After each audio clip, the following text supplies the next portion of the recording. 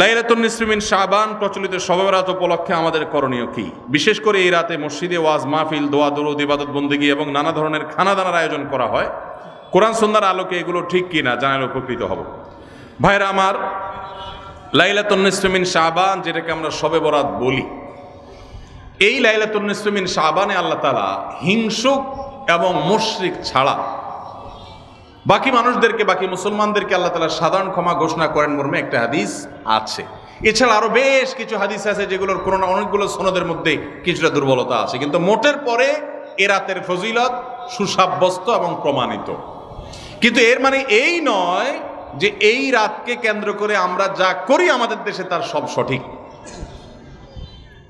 আমাদের দেশে লাইলাতুল বরাতে মানুষের যে ভিড় মসজিদগুলোতে, এটা তো ভালো জিনিস যে মানুষ মসজিদে আসছে, কিন্তু অন্যদিন না এসে এই রাতে বেশি আসার কারণটা কি?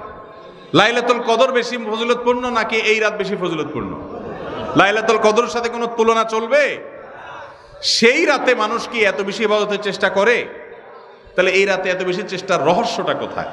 রহস্য হলো আমাদের দেশে মানুষ মনে করে যে এই রাতে ভাগ্য ঠিক হয়, অতএব সারা বছর যাই করি না করি এই একটা রাত মসজিদে গিয়া আল্লাহ বিল্লাহ করে যদি সারা বছরের ভাগ্যটা ঠিকঠাক করা যায়, এরপর আর মসজিদে যায় কেনা। এই চালাকি করলে কি ভাগ্য ঠিক হয়ে যাবে? ভাইরা আমার, লাইলাতুন নিসফি মিন শাবানকে কেন্দ্র করে বহুবিধ বিদআত, বহুবিধ বাড়াবাড়ি, বহুবিধ কুসংস্কার আমাদের সমাজে আছে। এক সময় তো প্রচুর পরিমাণ পটকা ফুটাফাটি চলতো। আলহামদুলিল্লাহ, প্রশাসনের ভাইয়েরা প্রতি বছর নিষেধাজ্ঞা আরোপ করেন এবং এটা অনেকটা কমেছে, যেটা আমাদের নিরাপত্তা হুমকির মধ্যে আমাদেরকে ফেলে। দিনের নামে আমরা কখনো সেগুলো করতে পারি না। অনেক মসজিদে আলোকসজ্জা করা হয়। আলোকসজ্জা তো আপনি এমনিই করেন সারা বছর, কিন্তু এই রাতকে কেন্দ্র করে আলাদা করে আলোকসজ্জা করা, এই রাতকে কেন্দ্র করে ওই যে হালুয়া রুটি খাওয়ার একটা ব্যাপার এখনো আমাদের দেশে কোথাও কোথাও আছে। অনেকে মনে করে নবীজির দাঁত মোবারক শহীদ হয়েছেন উহুদের ময়দানে, তো তিনি হালুয়া খাইছেন, সেজন্য আমরা ভালো দাঁতে হালুয়া খাই। নবীজির দাঁত ভাঙে হালুয়া খাইছেন, আমাদের আস্ত দাঁতে আমরা কি খাই? হালুয়া খাই। আপনার বাপের ঠ্যাং ভেঙে গেছে, উনি একটা লাঠি দিয়া খোড়ায় খোড়ায় হাঁটে, আপনার আস্ত ভালো দুইটা ঠ্যাং আছে, আপনি বাপের মহব্বতে বলছেন বাবা তোমার পাওটা ভেঙে গেছে, সেই মহব্বতে আমি আমার ভালো পাও নিয়ে লাঠি দিয়ে আমি খোড়ায় খোড়ায় হাঁটতেছি। কি বলেন? বাপ খুশি হবে? খুশি হবে? বলবে এটা তো বেয়াদবি, তামাশা করতেছো আমার সাথে, আমার ভেঙাইতেছো।